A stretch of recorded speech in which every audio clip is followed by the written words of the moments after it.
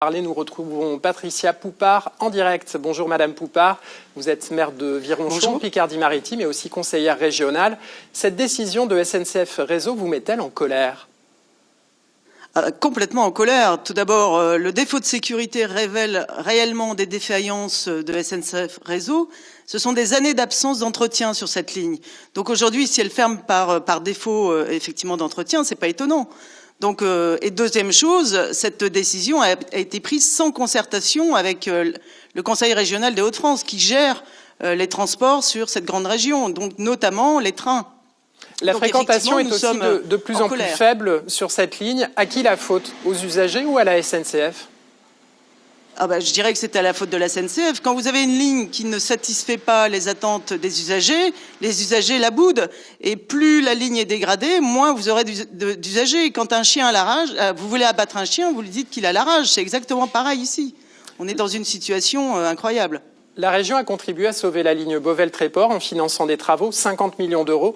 Est-ce que vous pourriez faire la même chose sur cette ligne Abbeville-le-Tréport ?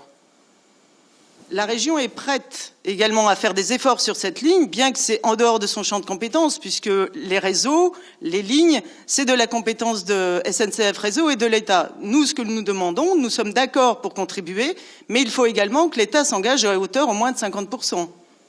Vous qui vivez en Picardie-Maritime, ce genre de liaison, c'est vraiment vital pour le bassin d'emploi, pour sa vitalité tout simplement ?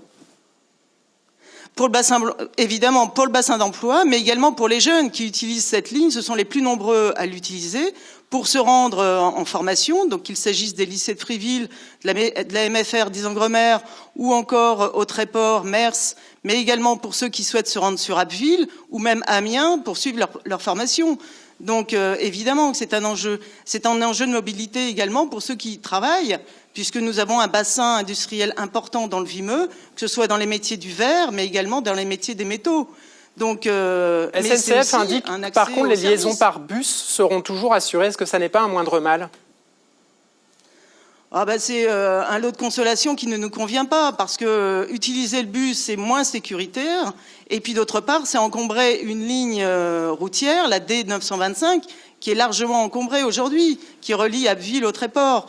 Donc effectivement, c'est facile de le dire qu'on va remplacer par des bus, mais supprimer une ligne ferroviaire, elle meurt à jamais. Donc plus jamais on ne remettra en place une ligne ferroviaire. Donc à un moment donné, il faut faire le choix de permettre d'avoir un transport collectif de substitution à la voiture.